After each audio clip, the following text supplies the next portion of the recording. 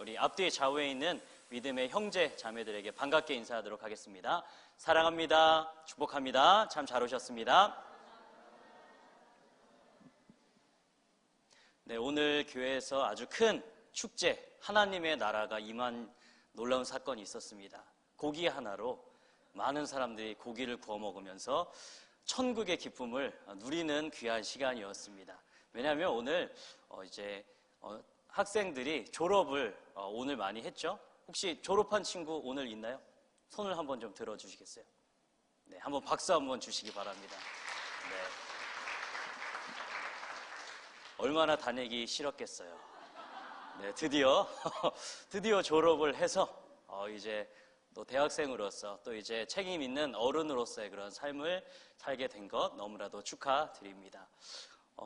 학생들이 이제 저기에서 모여서 재밌게 막 웃고 있어서 제가 한번 그곳에 가봤습니다. 봤더니 졸업 사진을 보고 있더라고요. 그래서 졸업 사진을 보니까 되게 이상하게 찍기도 하고 이상한 표정, 그리고 되게 촌스럽게도 찍고 뭐 선글라스를 끼고 군복도 입고 막 다양하게 졸업 그 사진을 찍었더라고요.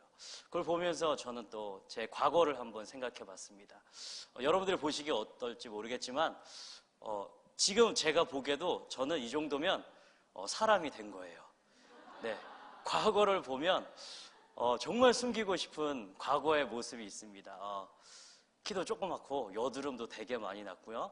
지금도 조금 이제 얼굴에 좀 빨간 게 많은데 그때는 좀 심했어요. 막 화산이 막 터지고 막 호르몬이 막 분출될 때라서 좀 찌질하고 좀 이상한 모습이 있었습니다. 그러나 그 모든 시간들이 지나고 지금 과거를 한번 생각을 해보니까 지금과 참 많이 달라졌다, 변화됐다, 사람 됐네, 이런 생각들이 들게 됩니다.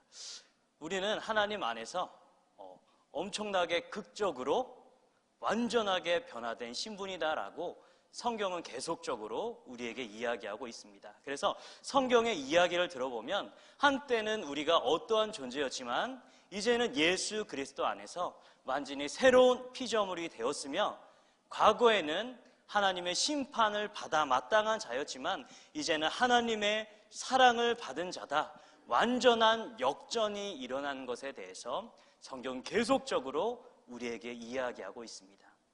저뿐만 아니라 이 자리에 앉아있는 우리 모든 성도님들 역시 하나님 안에서 새로운 역전의 역사가 일어났으리라 저는 헤아려 봅니다. 오늘은 우리가 어떠한 존재였었는지, 그리고 그리스도 안에서 우리가 어떠한 존재로 변화되었는지, 또한 우리가 하나님 앞에 부르심받은 우리의 삶의 목적이 무엇인지 다시 한 번 더 생각해보며 하나님을 위해서, 하나님을 향해서 최선을 다해 달려나가시는 귀한 성도님들이 되시길 주님의 이름으로 축복합니다. 우리 1절 말씀을 우리 함께 읽어보도록 하겠습니다. 그는 허물과 죄로 죽었던 너희를 살리셨도다. 아멘. 여기에 보면 우리의 과거의 모습, 지금 우리가 예수 그리스도 안에 있지만 예수 그리스도 밖에 있었을 때 전에 우리는 어떠했었는지를 분명하게 밝히고 있습니다. 그것은 바로 무엇이냐? 허물과 죄로 인하여서 죽었다라고 말하고 있습니다. 우리는 한때 어떠한 자들이었냐?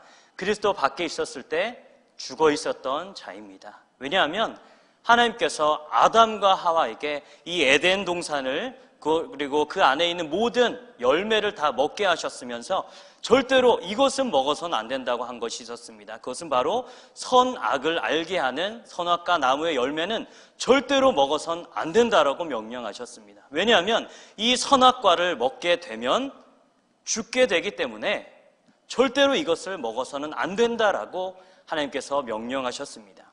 하지만 안타깝게도 사단의 유혹을 받은 아담과 하와는 하나님의 명령을 어기고 그 선악과 나무의 열매를 취하게 되었습니다. 그리고 우리 인간에게 찾아온 것이 무엇이냐? 하나님의 말씀에 불순종했으므로, 또한 하나님과의 언약 관계가 깨어졌으므로 계속적으로 우리에게 생명을 주시던 그 하나님과의 관계가 깨어졌기 때문에 우리는 어떻게 되었냐?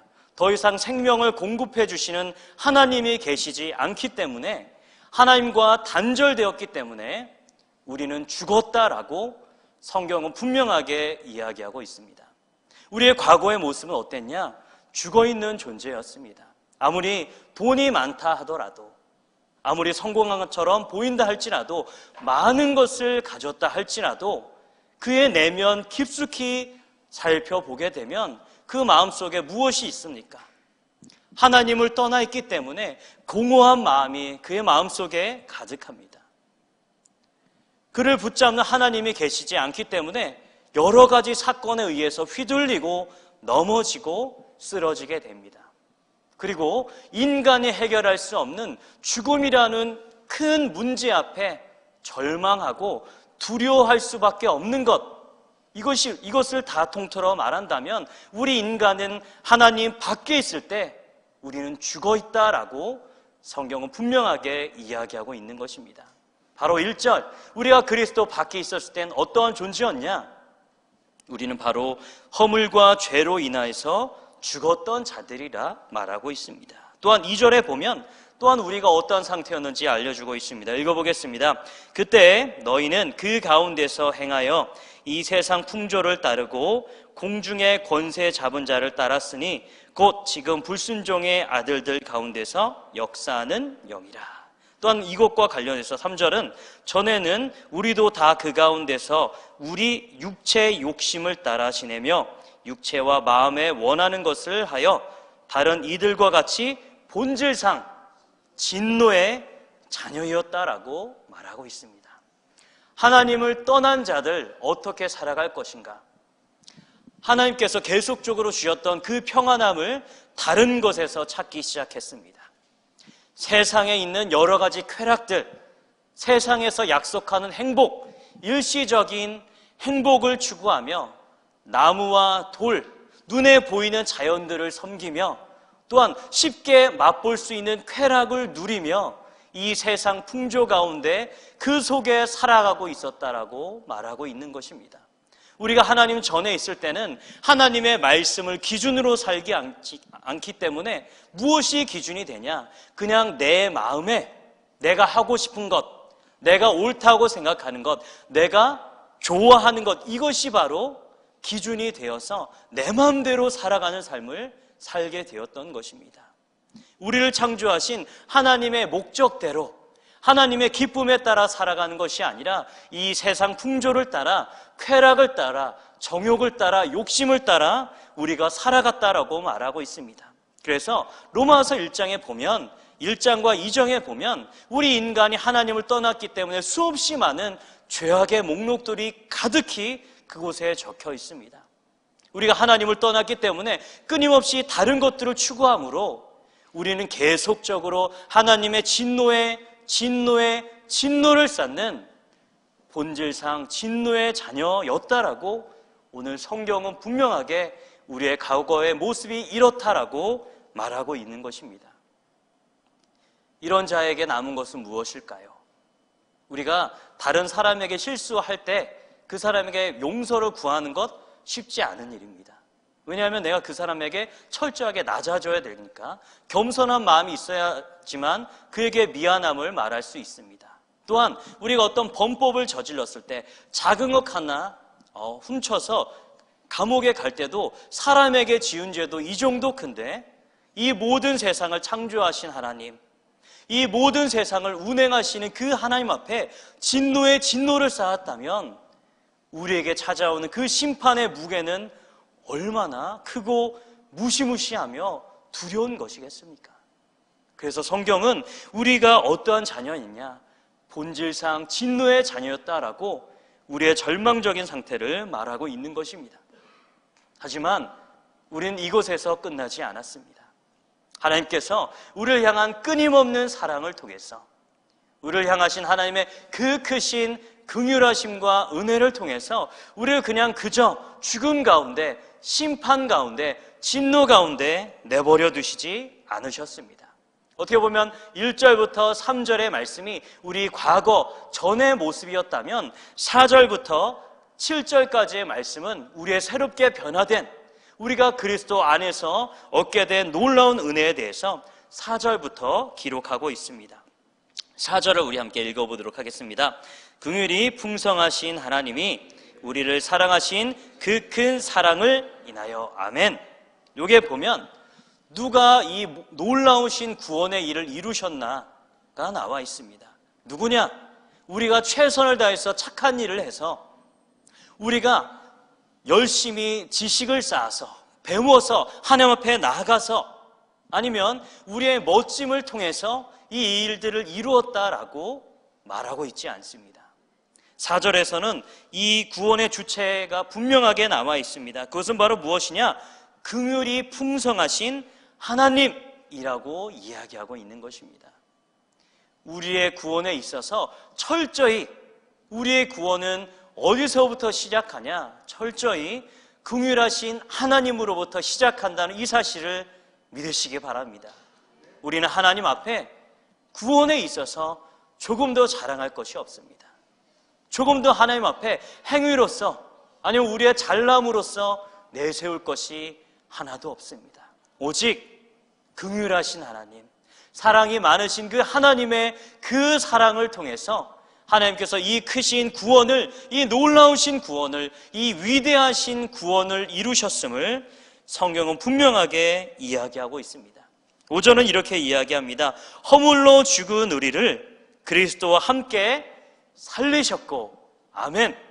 여기 보면 놀라운 일이 이야기되고 있습니다. 그것은 무엇이냐면, 우리가 한때는 진노의 자녀였습니다. 그런데 지금 어떠한 일이 일어났냐? 그리스도 안에 오니까 어떠한 일로 변화되게 됐냐면, 우리가 이제 한때는 죽어 있었던 자였습니다.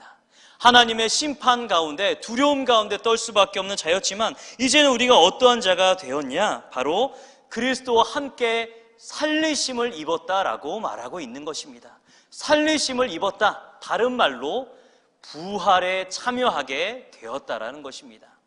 우리는 그리스도의 부활에 참여한 자가 된 것입니다. 우리는 어떻게 그리스도의 이 부활에 참여한 자가 되었냐? 우리는 그리스도께서 죽음 가운데서 그 하나님의 놀라운 권능을 통해서 이 죽음의 권세를 이기시고 부활하신 그 예수 그리스도의 능력이, 우리가 예수 그리스도를 믿음을 통해서 예수님과 함께 그 죽음에서 생명으로 옮겨졌다라고 성경은 분명하게 이야기하고 있는 것입니다. 특별히 우리가 받고 있는 이 세례, 이것은 무엇이냐면, 한때 우리가 그리스도 밖에 있었을 때 죄악된 모습, 이것은 물 안에 잠김을 통해서 죽음을 의미하는 것입니다. 그러나 물 바깥으로 나올 때 예수 그리스도와 연합하여서 예수님을 따라서 함께 물 밖으로 나옴을 통해서 우리가 예수님의 그 부활을, 예수님이 가지고 계신 그 영생을, 그 생명을 우리가 같이 누리게 되었다, 부활에 참여하게 되었다라고 성경은 오늘 분명하게 우리에게 이야기하고 있는 것입니다. 더 이상 우리는 죽어있는 자가 아니라는 것입니다. 우리는 살아있는 자이고, 하나님 앞에서 호흡을 가지고, 하나님 주신 이 생명을 가지고, 영생을 가지고 오늘 하루, 앞으로 남은 모든 인생을 살아가는 살아있는 자임을 믿으시기 바랍니다. 살아있는 자에게는 과거의 모습이 더 이상 문제가 되지 않습니다. 사단은 끊임없이 우리가 죽었을 때, 우리가 그리스도 밖에 있을 때 그 모습을 가지고 계속적으로 참소합니다. 네가 과거에는 이런 잘못된 일을 저질렀잖아. 너 이 정도밖에 되지 않고 이런 실수를 저질렀잖아. 끊임없이 우리를 좌절시키고 넘어뜨리려 하고, 우리의 모습을, 과거의 모습으로 우리를 회귀시키려고, 돌이키려고 계속적으로 노력하고 참소합니다. 하지만 우리 살아있는 자는 더 이상 그것에 영향받지 않고, 지금도 살아있는 자의 하나님이 되신 그 하나님과 동행하며 그 생명 가운데 그 영생을 누리는 자임을 믿으시기 바랍니다. 우리 안에 있는 이 생명을 기뻐하시면서 우리에게 주신 이 영생의 능력을, 이 생명을 날마다 누리시길 주님의 이름으로 축복합니다. 5절에서는 우리가 부활에 참여한 자라고 말하고 있습니다. 또한 6절에서는 또한 놀라운 약속이 주어지게 됩니다. 6절을 읽어보도록 하겠습니다. 또 함께 일으키사 그리스도 예수 안에서 함께 하늘에 앉히시니. 아멘. 이것은 바로 예수 그리스도께서 십자가에 달려 죽으시고 3일 만에 부활하시고 또한 많은 제자들이 보는 앞에서 하늘로 오르셔서 승천하시고 하나님의 오른쪽 보좌에 앉아 계신 것을 말하고 있는 것입니다. 우리는 예수 그리스도께서 승천하셔서 아버지 하나님이 가지고 계신 이 모든 세상을 다스리는 권세를 예수 그리스도가 가진 것에 대해서 우리는 믿고 알고 있습니다. 그런데 이 놀라운 사실을 바로 6절에 보면 우리는 어떤가? 그냥 위에 올라가 계신 예수님을 그냥 바라보고만 있는 것인가? 아니다라고 말하고 있습니다.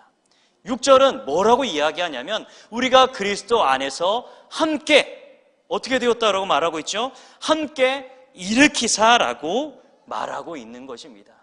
우리는 바로 하나님과 함께 예수 그리스도께서 이 모든 세상을 다스리고 있는 그 권세를 받은 자들이라고 성경은 분명하게 우리에게 이야기하고 있는 것입니다. 그래서 우리는 함께 일으킴을 받아 예수 안에서 함께 하늘에 앉아서 이 땅을 다스리신 그 하나님의 영광스러운 권세에 참여하고 있다라고 말하고 있는 것입니다. 우리가 어떠한 방식으로 이 그리스도의 다스림에 참여할 수 있을까? 이것은 바로 기도라고 하는 놀라운 열쇠가 있기 때문입니다. 하나님께서는 우리에게 기도를 주셨습니다. 그리고 이 기도는 무엇을 할 수 있느냐? 바로 하나님의 이름으로 우리가 구함을 통해서 예수 그리스도의 이름으로 구함을 통해서 우리는 부족하고 연약하지만 예수 그리스도의 그 권세와 그 권위를 빌어서 이 땅 가운데 선포할 수 있는 능력, 기도로서 이 모든 세상을 변화시킬 수 있는 놀라운 능력을 우리가 받게 되었다라고 성경은 우리에게 이야기하고 있는 것입니다. 또한 우리는 마지막 날에 어떻게 될 것이냐, 이 땅 가운데 임한 이 하나님의 나라, 이것을 우리는 함께 그리스도와 함께 공동 통치하며 이것에 대한 주권을 받는 상속자로서 우리가 서게 된다라고 성경은 분명하게 우리에게 이야기하고 있다라는 것입니다. 우리는 세상에 보기에는 어떻게 보면 연약한 자이고 또한 아무것도 가지지 않은 자, 어리석은 자처럼 보일 수가 있습니다. 하지만 하나님께서도 그렇게 생각하실까? 전혀 아닙니다. 하나님께서 우리를 어떠한 자로 세우셨냐? 우리가 한때는 진노의 자녀였지만 이제는 우리를 하나님의 자녀 삼아 주셨을 뿐만 아니라 그리스도와 함께 부활에 참여하게 되었고 또한 그리스도와 함께 이 땅을 다스리시는 그 영광스러운 사역에 우리가 함께 동참한 예수 그리스도와 함께 동역자 또한 상속자가 되었다라고 성경은 분명하게 우리의 정체성에 대해서 밝히고 있는 것입니다. 우리가 어떠한 자라는 것을 분명히 알게 된다면 아무리 어떤 어려움이 찾아온다 할지라도 어떠한 고난이 찾아온다 할지라도 어떠한 핍박이 찾아온다 할지라도 찾아오는 그 고난과 핍박을 쉽게 이길 수가 있습니다. 왜냐하면 지금 당장 내 앞에 있는 고난과 핍박, 어려움이 아무리 커 보인다 할지라도 우리가 나중에 얻게 될 그 놀라우신 풍성함, 하나님의 그 영광스러운 유업, 기업을 우리가 바라보며 살아간다면 지금 내 앞에 찾아온 여러 가지 어려움들 능히 이길 수 있기 때문입니다.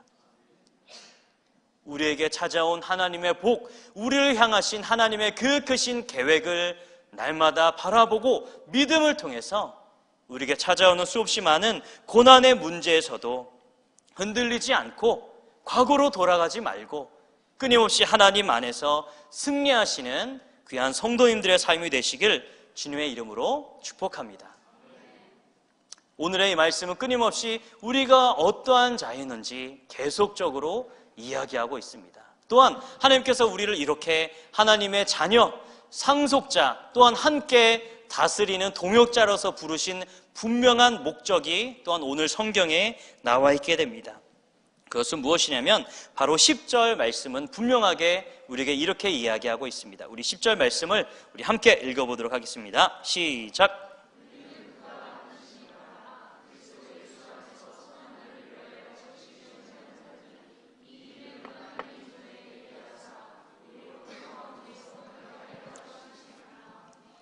아멘. 우리는 하나님께서 만드신 자입니다. 그렇기 때문에 우리는 하나님 앞에 매우 귀중한 존재입니다. 하나님께서는 우리를 어떠한 소망을 가지고 만드셨느냐? 처음에 창조 가운데서 하나님께서 우리를 만드셨을 때도 우리를 향한 분명한 목적이 있었습니다. 그것은 바로 하나님께서 얼마나 위대한 분이신지, 또한 하나님께서 이 땅 가운데 이 세상을 얼마나 사랑하시는지, 하나님의 은혜가 얼마나 풍성한지를 끊임없이 전하며 선포하며 예배하기를 원하셔서 우리를 창조하셨던 것입니다. 우리는 이 하나님의 만드신 바가 되어서 10절에 나와 있는 것처럼 그리스도 예수 안에서 선한 일을 위하여 지으심을 받은 자다라고 말하고 있습니다. 우리는 어떤 이유를 위해, 어떤 목적을 위해서 지어졌느냐? 바로 하나님의 선한 일을 하기 위해서 우리가 지어졌다라고 분명하게 이야기하고 있습니다. 이 사실을 믿으시기 바랍니다.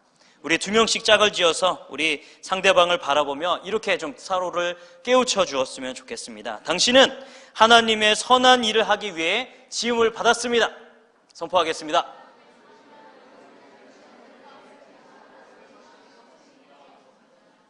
이것이 바로, 이 목적이 바로 하나님께서 진노의 자녀였던 우리를 부활시키시고 하늘로 승천시키시고 하나님의 상속자로, 동역자로 부르신 분명한 목적입니다. 하지만 이 땅에 많은 교회들이, 많은 성도들이 이 목적을 깨닫지 못하고 그저 자신이 그냥 행복한 것, 그냥 자신이 잘 되는 것, 그냥 자신이 높아지는 것, 이 정도로만 신앙을 생각하고 하나님의 그 부르심을 착각하고 오해하는 자들이 너무나도 많습니다. 그러한 자들이 많아질수록 이 교회는 끊임없이 타락하게 되고 사랑이 없어지고 하나님으로부터 멀어지는 교회가 될 수밖에 없습니다. 우리는 이 하나님께서 지으신 이 목적을 분명하게 기억해야 되고 이 목적에 맞게 우리는 살아가야 되는 것입니다. 우리가 하나님의 자녀가 되었으며 하나님의 상속자가 되었으며 하나님의 일을 감당하는 동역자가 되었다면 우리는 그 일을 최선을 다해서 감당해야 되는 것입니다. 선한 일이라고 하면 무엇일까요? 그냥 그저 자선 베풀고 사람들 도와주고 이 정도가 선한 일일까? 성경에서 말하는 선한 일이 그 정도일까? 아닙니다. 물론 다른 사람들을 도와주고 그들에게 실질적인 도움을 주는 것 물론 선한 일입니다. 하지만 하나님을 떠난 여러 가지 자비는 자선을 베푸는 건 어떻게 보면 그저 자기 자신을 높이는 것밖에 되지 않는 것입니다. 하나님께서 말하는 선한 일이라는 것은 무엇인가? 이것은 반드시 하나님께서 기뻐하시는 것, 하나님이 기준이 되어서 하나님이 기뻐하신 일을 하는 것이 선한 일이 되는 것입니다. 그렇다면 하나님이 기뻐하시는 일이 무엇일까? 하나님의 가장 첫 번째 기뻐하시는 일, 그것은 바로 이 땅 가운데 하나님의 그 긍휼하신 그 하나님의 사랑을 믿지 않는 자들에게 전하는 것, 이것이 바로 하나님의 가장 최고의 기쁨이 되는 것입니다. 쉬운 말로 한다면 전도하는 것입니다. 하나님께서는 끊임없이 이 여러 세대, 앞으로의 모든 세대 가운데 하나님이 얼마나 은혜로운 분이신지, 하나님은 우리를 얼마나 사랑하시는지, 그리고 하나님께서 이 모든 세상을 완전하게 회복시키실 위대하신 분이다라는 것을 계속적으로 전하기를 원하고 계십니다. 우리는 전도와 선교에 힘을 써야 합니다. 또한 예수님께서 말씀하신 제자 삼는 사역에 힘을 써야 되는 것입니다. 이 교회의 목적이 무엇인가? 하나님을 영원히 찬양하고 하나님을 예배할 뿐만 아니라 우리에게 맡기신 사명, 전도하며 선교하며 영혼을 살리고 제자 삼는 이 사명을 감당해야 되는 것입니다. 그냥 그저 우리가 교회에 모여서 그냥 같이 놀고 재밌게 놀고 좋은 시간 보내는 것, 이건 교회의 목적이 아닙니다. 이것만을 하고 있는 교회면 그건 타락한 교회입니다. 게으른 교회인 것입니다. 우리 교회는 끊임없이 무엇을 해야 되냐?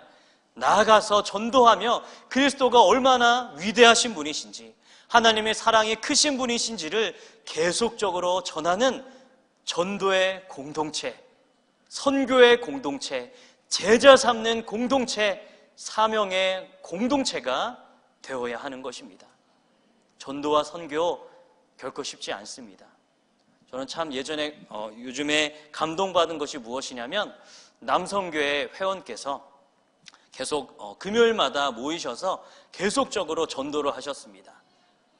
자신의 시간을 투자해서 그리고 자신의 돈을 투자해서 오뎅 맛있게 끓이고 진짜 맛있었습니다. 천국의 맛이라 생각합니다. 저는 많이 먹었습니다. 감사합니다. 아무튼 정말로 맛있는 음식을 준비해서 지나가는 사람들에게 음식을 전하면서 따뜻한 국물을 나누면서 따뜻한 하나님의 사랑을 그들에게 최선을 다해서 전하였습니다. 이 복음을 전하는 것, 그리고 계속적으로 이 일들을 감당하셨습니다. 추운 날씨에 불구하고도 이 일들을 하셨습니다. 이것은 바로 우리에게 주신 사명이 무엇인지를 온전하게 깨달았고 그 말씀에 순종한 바로 교회의 바른 모습을 남선교의 모습을 통해서 우리에게 보여주셨던 것입니다. 맞습니다. 우리 교회는 하나님의 선하신 일을 위해서 지음을 받았습니다. 우리는 하나님이 기뻐하시는 이 전도의 사명을 온전히 감당하시는 귀한 교회와 성도님들이 되시길 주님의 이름으로 부탁을 드립니다. 또한 우리가 복음을 전할 뿐만 아니라 또한 이 복음을 잘 전하기 위해선 우리가 이 땅 가운데 어떻게 살아가야 할까? 그것은 바로 우리가 그리스도인으로서의 모습, 말씀에 순종하는 모습, 또한 여전히 하나님의 영광을 드러내지 못하고 있는 그 자리에서 하나님이 얼마나 위대한 분이신지를 전해야 되는 것입니다. 우리 학생들 또한 청년들 또한 직장인들 수없이 많은 여러 가지 자리 가운데 있습니다. 그곳에서 무엇을 해야 될까? 하나님이 얼마나 선하신 분이신지, 하나님께서 얼마나 위대한 분이신지를 여러분들의 삶을 통해서 드러내야 하는 것입니다. 그들이 어떻게 하나님을 알 수 있을까요? 바로 여러분들의 모습을 통해, 여러분들의 삶의 모습을 통해 하나님이 어떠한 분이신지를 그들은 보게 될 것입니다. 어떻게 보면 팍팍한 이 인생 가운데 믿지 않는 자들과 똑같이 불평불만하고 욕하고 술 마시고 흥청망청하는 모습을 보인다면 믿지 않는 그들은 예수님 믿어도 별거 아니구나, 아무것도 아니구나, 쓸데없는 거구나, 그렇게 판단하게 될 것입니다. 그러나 우리가 그 어려운 상황 속에서도 희망을 잃지 않고 하나님을 붙잡음을 통해서 남들이 다 넘어질 수밖에 없는 그 상황 속에서도 하나님을 붙잡고 최선을 다해서 인생을 살아가는 모습을 보인다면 그들은 발견하게 될 것입니다. 저들 안에 진리가 있구나. 저들 안에 내가 가지고 있지 못한 놀라움이 그들에게 있구나. 그리고 그들은 하나님에 대해서 궁금해하게 되고 하나님을 알기 위해서 이곳으로 오게 될 것입니다. 이 땅에 지금 기독교인들이 많이 욕을 먹었지만 이 한국 땅의 초기에 기독교가 들어왔을 때는 이 기독교는 존경받는 종교였습니다. 왜냐하면 끊임없이 많은 사람들에게 병원이나 아니면 그들에게 가르침을 전하였습니다. 학교를 많이 세웠고 병원을 많이 세워서 고통당하고 무지한 그들을 잘 도와주었으며 그들이 정말 하나님의 은혜 가운데 들어올 수 있도록, 사랑 가운데 들어올 수 있도록 끊임없이 낮아진 모습, 섬기는 모습을 보였기 때문입니다. 그래서 많은 사람들이 이 그리스도 안에, 하나님 안에 뭔가 특별한 것이 있구나 해서 수없이 많은 자들이 이곳에 찾아오게 되었으며 이 교회는 크게 부흥될 수 있었던 것입니다. 우리에게 맡기신 일, 그 선한 일, 그냥 그저 자선 베풀고 그냥 착한 일 많이 하라, 이 정도의 이야기가 아닙니다. 우리의 삶의 모든 모습 가운데 그리스도를 전해야 됩니다. 또한 삶으로서 그들과 전혀 다른, 믿지 않는 자들과 완전히 다른 인생을, 하나님 안에 있는 인생을 보여야 하는 것입니다. 우리의 정체성, 우리가 어떠한 존재는, 우리가 어떤 존재인가는 우리가 어떠한 일을 해야 되는지 알려주고 있는 것입니다. 하나님의 자녀이신 여러분, 또한 하나님의 상속자이신 여러분, 자녀답게, 상속자답게, 하나님의 이 놀라운 사역을 감당하는 동역자답게 이 삶을 살아가시길 주님의 이름으로 부탁드리며 축복합니다.